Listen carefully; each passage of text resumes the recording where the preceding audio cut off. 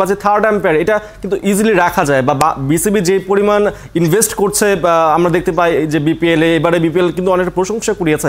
তাহলে ঘরোয়া ক্রিকেটে আমরা কেন নজর দিচ্ছি না? সিসিডিএম কি সব দায় এড়াতে পারবে? বা বোর্ড প্রেসিডেন্ট নাজমুল হাসান পাপন তিনি আসলে এখন যে পরিমাণ ব্যস্ত রয়েছেন বাংলাদেশের পুরো ক্রীড়াঙ্গন নিয়ে, সেক্ষেত্রে বিসিবিতে যার যে দায়িত্ব তারা যদি পালন না করে আলটিমেটলি আসলে বোর্ড প্রধানের মানে কাঁধেই কিন্তু আসলে সব কিছু বর্তায়, তার দিকে দোষের তীরগুলো ছুটে যায়। তো আলটিমেটলি সিসিডিএম এখানে দায় এড়াতে পারে কিনা, কারণ একজন মানে থার্ড আম্পায়ার কেন ইন্ট্রোডিউস করা যাচ্ছে না? না সেটাই আসলে থার্ড আম্পায়ার, হ্যাঁ, যদি যেহেতু খেলাটা ব্রডকাস্ট হচ্ছিল সেই জায়গায় হয়তো থার্ড আম্পায়ার ইউজ করতে পারলে ভালো হতো।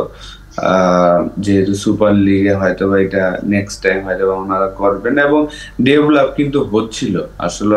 মাঝখানে কিন্তু লাস্ট 2-3 বছর কিন্তু ভালো আম্পায়ারিং হচ্ছিল। এই বছরটা আবার ন্যাশনাল লিগও আমরা দেখেছি যে কিছু কিছু ম্যাচে রাজিন ভাই ভিডিও দিয়েছিলেন যে তাদের খেলায়, বিশেষ করে সিলেটের খেলায় অনেকগুলা বিতর্কিত আউট দেয়নি বা দিয়েছেন এরকম। তো এই বছরটা আবার ঢাকা প্রিমিয়ার লিগও দেখলাম যে অনেকগুলা ম্যাচে কিন্তু ভালো আম্পায়ারিং হয়নি, বাজে আম্পায়ারিং হয়েছে। তো এটা নিয়ে অবশ্যই সামনে যখন খেলা হবে ওনারা হয়তো এটা দেখবেন ডেফিনেটলি। কিন্তু আজকে যে মুশফিকের যে আউটটা, এটা আসলে আমি মনে করি যে আসলে আম্পায়ারের কোনো কিছু করার ছিল না এখানে।